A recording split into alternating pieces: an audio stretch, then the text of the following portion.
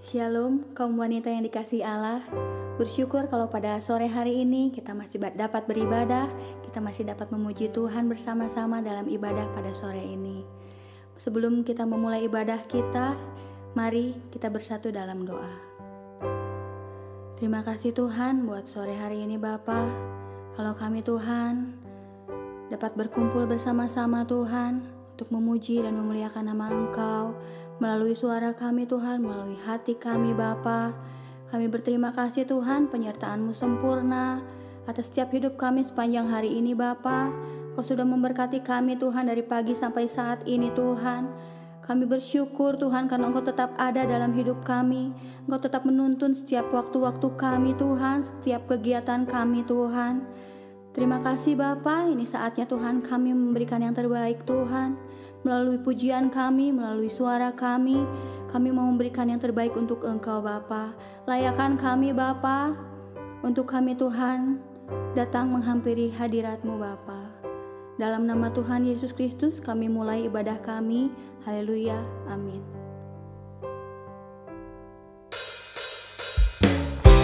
Mari kita memuji Allah kita mau naikkan pujian yang terbaik untuk Allah kita. Kita naikkan satu pujian. Mari masuk gerbangnya. Mari masuk gerbangnya dengan hati bersyukur, halamannya dengan pujian.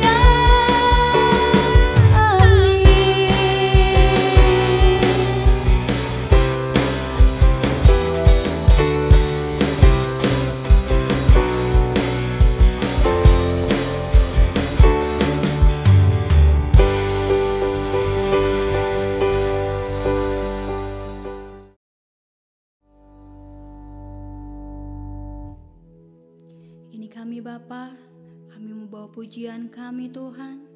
Seumur hidup kami Tuhan, kami mau menyembah Engkau. Kau Tuhan yang selamatkanku, terima kasih Yesus. Kau Tuhan yang pulihkanku, terima kasih.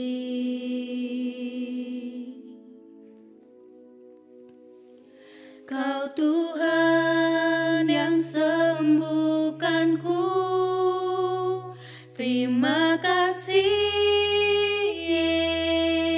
Yesus. Kau Tuhan memberkatiku, terima kasih.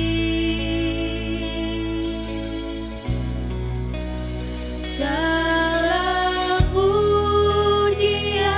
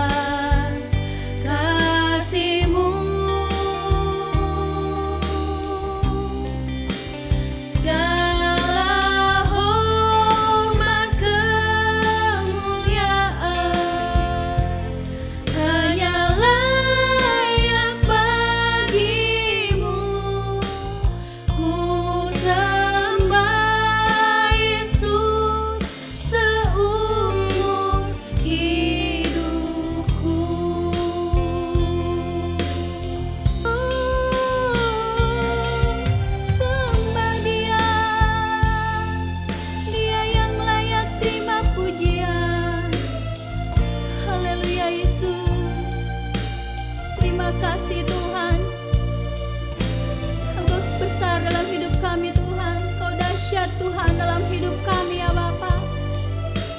Ini kami Tuhan, ini hati kami Tuhan.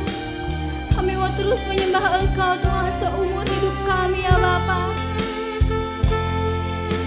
Layakan kami Tuhan, layakan kami Yesus. Hanya Engkau Allah di hidup kami ya Bapa. Terima kasih Yesus, terima kasih Tuhan. Engkau dahsyat dalam hidup kami ya Bapa. Haleluya.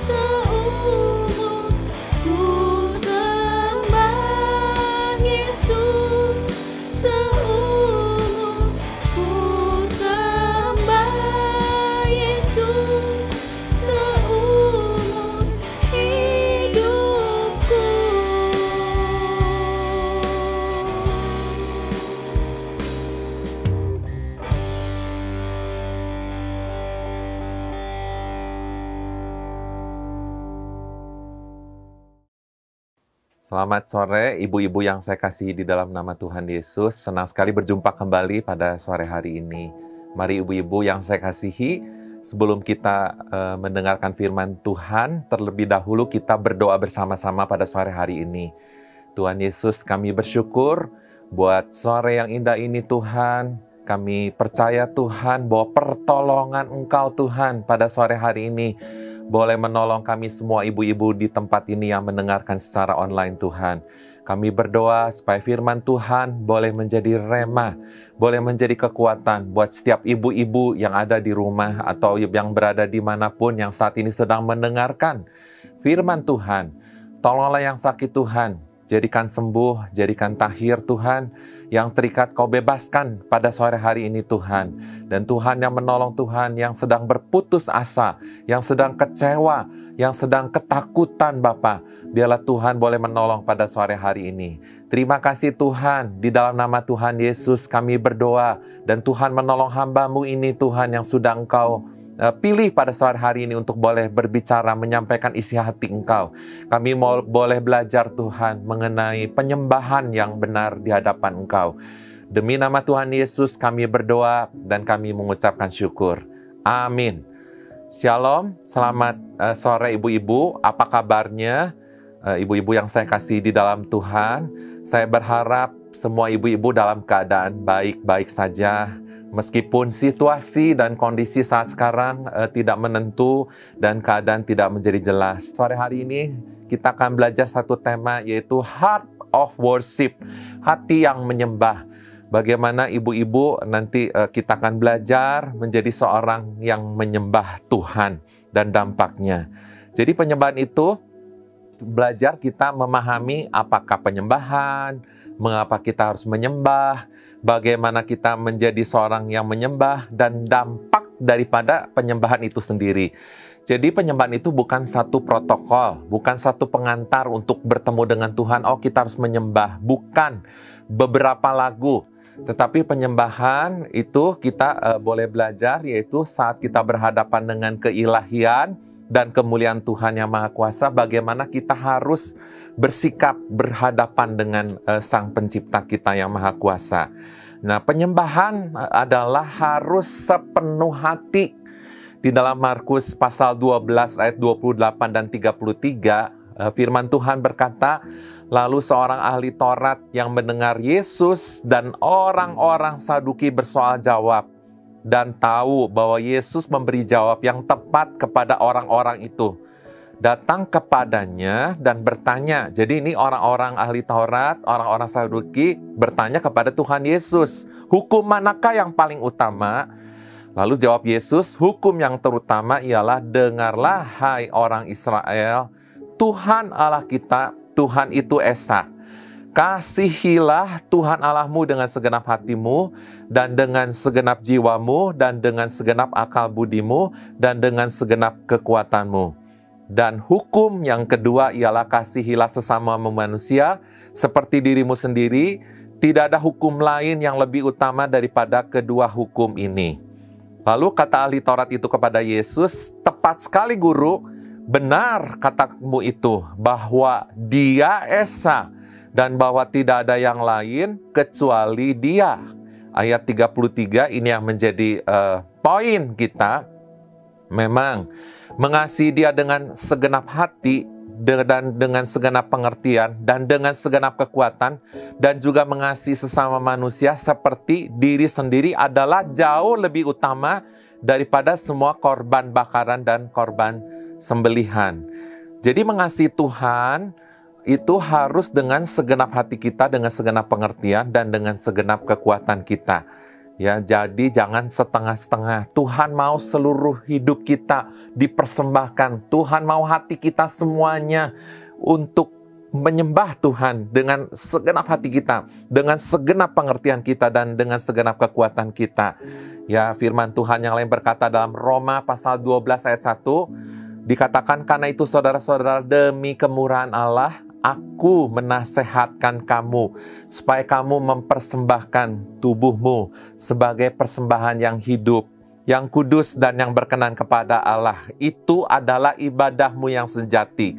Jadi Tuhan mau korban yang hidup, bukan korban yang sudah mati kita persembahkan kepada Tuhan. Korban yang dibunuh dulu baru kita persembahkan kepada Tuhan. Tuhan mau mempersembahkan korban yang hidup. Ya, kita belajar dari Bapak Abraham. Abraham ketika disuruh oleh Tuhan harus mempersembahkan Ishak, ya. Mempersembahkan Ishak, anak perjanjian, anak yang dinanti-nantikannya selama 25 tahun. Tetapi Abraham dikatakan dia taat, dia nurut, dia tidak berbantah-bantah dengan Tuhan. Keesokan harinya dikatakan di dalam kitab Kejadian, Abraham mempersembahkan semuanya, segala-galanya, yaitu Ishak, anak yang dikasihinya. Ya, Abraham menempatkan segala-galanya, pengharapannya, hidupnya di dalam tangan Tuhan. Tidak ada korban yang bisa menggantikannya kepada Tuhan. Jadi, ibu-ibu yang saya kasihi, menyembah dengan segenap hati itu berarti tidak ada idol. Tidak ada idol yang lain di dalam hati kita selain daripada Tuhan sendiri yang menjadi idola kita, ya. Dalam 2 Raja-Raja 17 ayat 35 dikatakan Tuhan telah mengadakan perjanjian dengan mereka dan memberi perintah kepada mereka, janganlah berbakti kepada Allah lain, jangan sujud menyembah kepadanya, janganlah beribadah kepadanya, dan janganlah mempersembahkan korban kepadanya. Tuhan mau kita sungguh-sungguh menyembah bukan kepada Allah-Allah yang lain, bukan kepada berhala yang lain, bukan kepada idol-idol yang lain, tapi Tuhan mau kita menyembah dengan segenap hati kita kepada Tuhan. Nah, penyembahan juga berarti berbicara mengenai ketaatan. Kita ingat satu cerita mengenai Samuel dan Saul, saudaraku. Dalam 1 Samuel 15 ayat 22 dikatakan, apakah Tuhan itu berkenan kepada korban bakaran dan korban sembelihan, sama seperti kepada mendengarkan suara Tuhan? Sesungguhnya mendengarkan itu lebih baik daripada korban sembelihan, memperhatikan lebih baik daripada lemak domba-domba jantan. Ya, jadi penyembahan itu berbicara mengenai ketaatan kita kepada Tuhan. Ya, obedience is better than sacrifice. Ya, dan submission is better than offering. Membayar harga yang lebih mahal tidak bisa menebus ketaatan. Ya, ibu-ibu, dengan membayar harga yang lebih mahal untuk bisa menebus ketidaktaatan kita, itu tidak bisa. Pengorbanan pun tidak dapat menggantikan ketaatan terhadap penyembahan yang sepenuh hati. Ya, penyembahan itu bukan bicara mengenai soal gedung gereja, bukan berbicara mengenai jam ibadah, bukan berbicara mengenai liturgi, bukan berbicara mengenai urutan lagu, bukan berbicara mengenai protokol dan segala macam, tetapi penyembahan adalah pertemuan Tuhan dengan umatnya. Ya, ada hubungan dan kita boleh merasakan segala kebaikan Tuhan.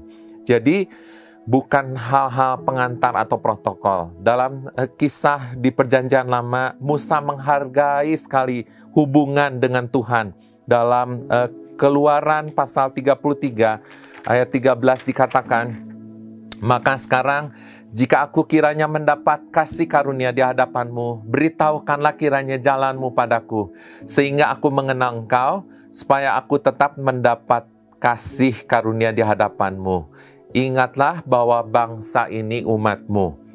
Ya, jadi Musa tidak hanya tertarik kepada arahan daripada Tuhan harus bagaimana untuk memimpin bangsa Israel, tetapi Musa lebih mengenal Tuhan, lebih dekat dengan engkau, lebih kenal pribadinya Tuhan. Dia jauh lebih menghargai itu, dia jauh lebih sungguh-sungguh, betul-betul ingin ketaatan yang tidak mau sepotong-sepotong dalam hubungan dengan Tuhan. Berbahagialah ibu-ibu yang memiliki rasa lapar, rasa haus yang dimiliki oleh Musa, supaya kita punya hubungan yang intim dengan Tuhan. Ya, jadi kita harus memiliki rasa lapar, rasa haus yang seperti Musa miliki, bukan hanya arahan saja, bukan hanya berkat-berkatnya saja, bukan hanya petunjuk-petunjuknya saja, tetapi Musa lebih menginginkan pribadinya Tuhan sendiri. Nah, penyembahan juga itu sifatnya itu spiritual. Ya, tidak bisa dilihat dengan mata. Dalam Yohanes pasal 4 ayat 24 dikatakan Allah itu adalah roh. Dan barang siapa yang menyembah dia, kita harus menyembah di dalam roh dan kebenaran. 25, jawab perempuan itu kepadanya, "Aku tahu bahwa Mesias akan datang yang disebut juga Kristus. Apabila ia datang, ia akan memberitakan segala sesuatu kepada kami." Ayat 26, kata Yesus kepadanya, "Akulah dia yang sedang berkata-kata dengan engkau." Jadi Allah itu adalah roh dan barang siapa menyembah dia harus menyembah di dalam roh dan kebenaran. Ya, menyembah dalam roh dan kebenaran itu menjadi kunci bahwa sungguh-sungguh menyembah itu dalam bahasa Yunaninya itu adalah pneuma. Pneuma itu artinya angin. Kita tidak bisa melihat angin, tetapi kita bisa merasakan dampaknya. Koneksi dan hubungan yang terbangun yang tidak kelihatan. Dalam Ibrani diperjelas lagi dalam Ibrani pasal 5 ayat 14, tetapi makanan keras adalah untuk orang-orang yang dewasa, yang karena mempunyai panca indera yang terlatih untuk membedakan mana yang baik dan daripada yang jahat. Ya, jadi kita harus memiliki panca indera yang benar, panca indera yang mengerti membedakan mana yang baik dan mana yang tidak baik. Ya, itulah penyembahan yang sesungguhnya di dalam roh. Ya, hal yang lain dikasih contoh dalam Matius 23 ayat 27. Di sini jelas sekali berkata, "Celakalah kamu ahli-ahli Taurat dan orang-orang Farisi. Hai kamu orang-orang yang munafik, sebab kamu sama seperti kuburan yang dilabur putih, yang sebelah luarnya memang bersih tampaknya, tetapi yang di sebelah dalam penuh dengan tulang belulang dan berbagai jenis kotoran. Demikian jugalah kamu di sebelah luar, kamu tampaknya benar di mata Tuhan, tetapi di sebelah dalam kamu penuh dengan kemunafikan dan kedurjanaan." Ya, jadi penyembahan itu bersifat roh.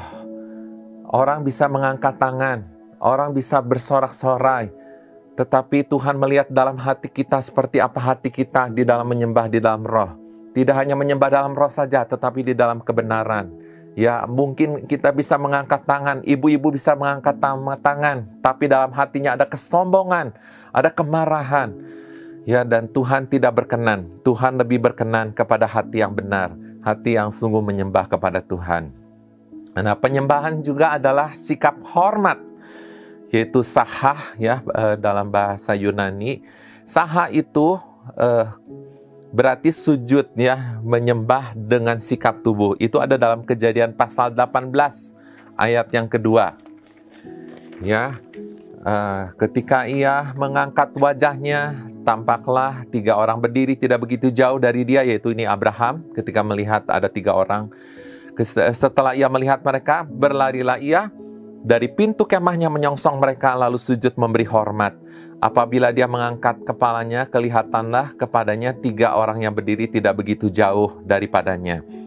Ya, kata sujud menyembah di sini adalah arti kata sikap hormat. Menyembah dengan rasa hormat. Sujud menyembah adalah sikap tubuh kita, gestur kita pada saat berhadapan gitu ya, dengan keilahian, dengan kemuliaan Tuhan yang Maha Kuasa. Ya, dalam Perjanjian Lama juga kata proskuneo yang berarti dalam bahasa Yunani berarti berlutut, sujud di lutut, kepala menempel di lantai. Dan itu sungguh-sungguh satu penyembahan, satu penghormatan yang tidak dibuat-buat, tetapi mengalir tanpa ada paksaan, mengalir dari dalam hati kita, tindakan kita berhadapan dengan Tuhan. Lukas pasal 4 ayat 7 dan 8, ketika Tuhan Yesus setelah berpuasa 40 hari 40 malam dicobai. Dan salah satu pencobaan Tuhan Yesus adalah di Lukas 4 ayat 7 dan 8. Jadi jikalau engkau menyembah aku, seluruhnya itu akan menjadi milikmu. Tetapi Yesus berkata kepadanya, ada tertulis, engkau harus menyembah Tuhan Allahmu, dan hanya kepada Dia sajalah engkau harus berbakti. Ya, jadi itu kita harus menyembah dengan segenap hati kita. Nah, penyembahan juga adalah keintiman, ya, keintiman kita dengan Tuhan. Bukan sesuatu yang formal, bukan sesuatu yang resmi, ya, tetapi sesuatu hal yang simple, yang santai, yang kita bisa curahkan isi hati kita kepada kekasih jiwa kita, ya, seperti kepada pasangan kita, kepada suami kita, atau kepada istri kita. Kita boleh berkata hal-hal yang tidak resmi, hal-hal yang tidak formal, ya, misalnya saya tidak bisa hidup tanpamu, Say, ya, I love you, Say. Rasa cinta kita bisa diungkapkan dengan kata-kata. Rasa cinta kita tidak diobral-obral kepada semua orang, kepada semua perempuan. Saya tidak akan berkata kepada semua wanita, saya mencintai engkau, tetapi saya berkata, saya mengasihi engkau hanya kepada istri saya. Saya mengatakan kata-kata yang khusus hanya kepada pasangan pribadi saya. Demikian pula keintiman ini, kata-kata yang tidak resmi ini, kata-kata yang sungguh kita sampaikan kepada Tuhan itu seperti kekasih jiwa kita, ya. Kita bisa berkata, can live without you, God, ya. Saya tidak bisa hidup tanpamu, Tuhan. Curahkan isi hati kita. Kita bisa mengatakan apa saja. Tuhan adalah gembalaku yang baik. Tuhan menolong aku, menuntun aku ke air yang tenang, membaringkan aku di padang yang berumput hijau. Kita berkata bukan gombal, bukan sesuatu kata-kata yang bohong, tetapi kita bisa mencurahkan isi hati kita. Pada saat kita menyampaikan curahan isi hati kita, maka rasa takut, rasa cemas, rasa khawatir di dalam diri kita itu tidak akan bisa menduduki, menempatkan di dalam hati kita, ya. Kalau kita sungguh menyatakan kepada Yesus, maka segala rasa kekhawatiran, segala rasa ketakutan, segala rasa kecemasan itu akan menyingkir dari dalam kehidupan kita. Mungkin ibu-ibu berkata, saya sudah bernyanyi, saya sudah bermain musik, saya sudah ikut puji-pujian, tetapi kok masih khawatir, kok masih gelisah, kok masih ketakutan. Ya, sekali lagi bahwa musik, pujian itu bukan protokol, bukan obat untuk menghilangkan rasa takut, rasa cemas, tetapi itu hanya pengantar kita untuk kita boleh datang kepada hadirat Tuhan. Keintimanlah, hubunganlah dengan Tuhan yang membuat kita bisa merasakan kehadiran Tuhan dan bisa menolong membebaskan kehidupan kita. Ya, saya dikuatkan beberapa bulan terakhir ini dalam kondisi seperti ini. Tuhan menolong saya melalui puji-pujian, ya. Engkau ada bersamaku di setiap musim hidupku, tak pernah kau biarkanku sendiri. Kekuatan di jiwaku adalah bersamamu. Tak pernah ku ragukan kasih-Mu. Ini kata-kata yang indah sekali ya. Bersama-Mu Bapa, ku lewati semua. Perkenanan-Mu yang teguhkan hatiku. Engkau yang bertindak memberikan pertolongan. Anugerah-Mu besar melimpah bagiku. Ibu-ibu, kalau ada pergumulan, kalau ada persoalan, datanglah kepada Tuhan. Ceritakanlah kepada Tuhan. Kalau engkau sudah tidak bisa berbuat apa-apa lagi, kalau tidak ada satu orang pun yang bisa menolong engkau, percayalah, datang kepada Tuhan. Utarakanlah isi hati engkau kepada Tuhan. Berhubunganlah dengan intim dengan Tuhan. Dan ceritakanlah kepada Tuhan. Dia akan mendengarkan doa kita. Dan Tuhan tidak hanya akan mendengarkan, tetapi Tuhan akan menjawab segala doa kita. Tuhan akan menolong kita. Tuhan akan memberikan jalan-jalan keluar. Pada saat kita intim dengan Tuhan, pada saat kita sungguh-sungguh mencurahkan isi hati kita kepada Tuhan, menyembah kepada Tuhan dengan intim, maka Tuhan akan memberikan jalan keluar kepada kita. Nah, penyembahan juga adalah mendeklarasikan kebaikan Tuhan, kebesaran Tuhan. Ya, di dalam Mazmur pasal 96 ayat 1 sampai dengan ayat 3 dikatakan, nyanyikanlah nyanyian baru bagi Tuhan. Menyanyilah bagi Tuhan hai segenap bumi.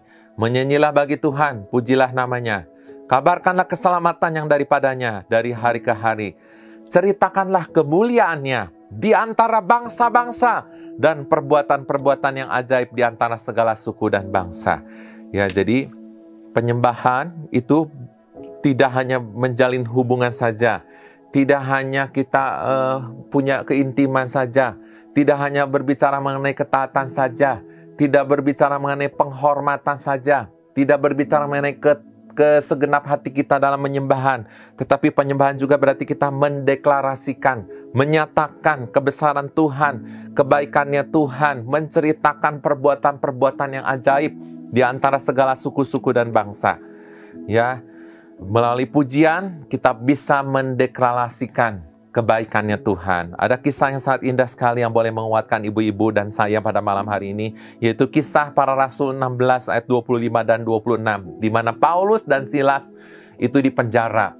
Ya, dia didera, dipukul, dicambuk, ya, dan tidak bisa berbuat apa-apa. Dia ditaruh di penjara di bagian tengah dan dikawal oleh tentara yang begitu ketat sekali. Tetapi dikatakan di ayat 25, kira-kira tengah malam, Paulus dan Silas berdoa dan menyanyikan puji-pujian kepada Allah, dan orang-orang hukuman lain mendengarkan mereka. Ayat 26, akan tetapi terjadilah gempa bumi yang hebat, sehingga sendi-sendi penjara itu goyah. Dan seketika itu juga terbukalah semua pintu, dan terlepaslah belenggu mereka semua. Ketika ibu-ibu tidak tahu, ya, nothing else you can do. Saya sudah tidak tahu Tuhan apa yang harus saya perbuat lagi dengan pergumulan saya, dengan masalah hidup saya, dengan hari esok. So, ibu-ibu boleh datang kepada Tuhan. Seperti Paulus dan Silas. Dia berdoa, dia menyanyikan puji-pujian. Hanya mendeklarasikan melalui puji-pujian. Menyanyikan puji-pujian dan pengagungan kepada Tuhan. Dan percayalah, ibu-ibu, sesuatu akan terjadi, mujizat akan terjadi gempa bumi, ya, sehingga fondasi itu goyang, pintu penjara terbuka, bahkan rantai yang begitu keras pun bisa terlepas, ya, sampai akhirnya kalau kita baca meneruskan ayat-ayat selanjutnya, kepala penjara itu menjadi percaya, dan dia membawa Paulus dan Silas ke rumahnya, dan seisi rumah dari kepala penjara itu boleh bertobat mendengarkan firman Tuhan. Ya, jadi ketika kita mendeklarasikan pujian dan penyembahan, ketika kita menyatakan kebaikan Tuhan, kebesaran Tuhan, ada kebebasan, ada mujizat kemerdekaan, ada sukacita yang mengalir, yang mengalahkan segala kekhawatiran, dan orang-orang yang terbelenggu di sekitar kita, orang-orang yang terikat, orang-orang yang menantikan pengharapan boleh mendapatkan pertolongan. Ya, semakin kita menyembah kepada Tuhan, semakin kita memuji, saya percaya bahwa badai akan berlalu, bahwa kesusahan akan berlalu, situasi mungkin tetap tidak menentu, ekonomi tidak tahu, bahkan tahun depan pun kita tidak tahu. Tetapi percayalah, ketika kita memuji, ketika kita membangun keintiman dengan Tuhan, ketika kita menyerahkan sepenuh hati kita kepada Tuhan, taat kepada Tuhan, dan sungguh-sungguh menjalin hubungan dengan Tuhan, maka iman kita akan dibangkitkan melalui puji-pujian. Maka iman kita akan timbul, maka segala belenggu, segala rantai akan terlepas. Bagaimana dengan ibu-ibu pada malam hari ini? Percayalah ibu-ibu, ketika kita dalam kesusahan, Tuhan akan memberikan pertolongan. Ya, saya menutup dengan sebuah kesaksian. Ya, bagaimana sulitnya hari-hari terakhir ini di dalam pekerjaan, dalam usaha, dan saya menyerahkan semuanya ke dalam tangan Tuhan. Saya berseru kepada Tuhan, saya menjerit kepada Tuhan, saya berdoa, saya memuji, mendeklarasikan kebaikan Tuhan. Dan puji Tuhan, Tuhan begitu ajaib, Tuhan memberikan pertolongan yang begitu indah. Mari pada sore hari ini, sebelum saya menutup di dalam doa, ibu-ibu, kalau ada ibu-ibu yang sedang khawatir, ibu-ibu yang sedang cemas, ibu-ibu yang sedang susah hatinya, datanglah kepada Tuhan. Kita memuji, kita menyembah kepada Tuhan dengan sepenuh hati kita, dengan penuh dengan ketaatan, menyampaikan korban puji-pujian kita. Walaupun kita sedang susah hatinya, disakiti oleh suami, mengalami hutang piutang, kita datang membawa satu korban kepada Tuhan, mempersembahkan korban pujian kepada Tuhan. Kita datang menyembah kepada Tuhan dengan keintiman, dengan mengatakan apa adanya kesusahan hati kita. Kita percaya bahwa Allah itu roh dan kita menyembah di dalam roh dan kebenaran. Tetapi kita percaya bahwa dampaknya akan kita rasakan dan kita mendeklarasikan kebaikan Tuhan. Mari kita berdoa ibu-ibu di dalam nama Tuhan Yesus. Tuhan Yesus, kami bersyukur untuk firman yang sudah disampaikan pada sore hari ini.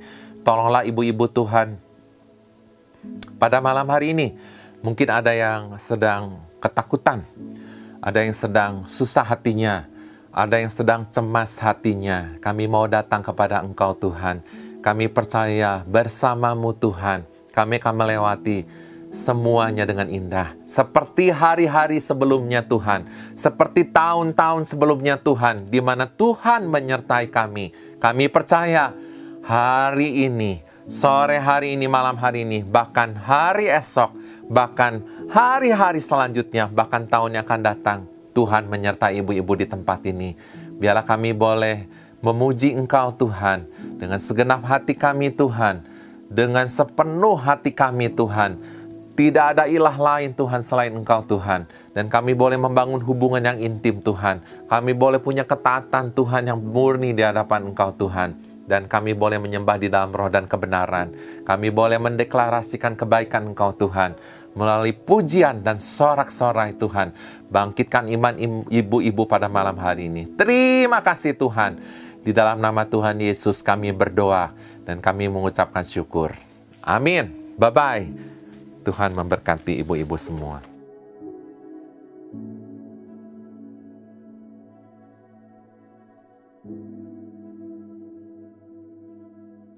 Ibu-ibu yang dikasihi oleh Tuhan Yesus Kristus, wanita Bethel Indonesia, sebelum kita mengakhiri ibadah WBI pada hari ini, saya mengundang ibu-ibu, saudara-saudara sekalian untuk bangkit berdiri sebelum kita menerima berkat dari Tuhan kita Yesus Kristus. Kita boleh mengangkat tangan kita dan mari kita berdoa. Tuhan memberkati dan melindungi kita sekalian. Tuhan menyinari engkau dengan wajahnya dan memberikan kasih karunia-Nya. Tuhan menghadapkan wajahnya dan memberikan kepada kita sekalian damai sejahtera. Kekasih-kekasih Allah, ibu-ibu yang dikasihi oleh Tuhan Yesus Kristus, pulanglah dan terimalah berkat Tuhan. Kasih karunia dari Allah Bapa di sorga, cinta kasih dari Tuhan Yesus Kristus, dan persekutuan dengan Roh Allah yang kudus menyertai ibu-ibu sekalian dimanapun ibu-ibu berada hari ini dan terus kekal sampai Maranatha, Tuhan datang kembali. Haleluya, amin.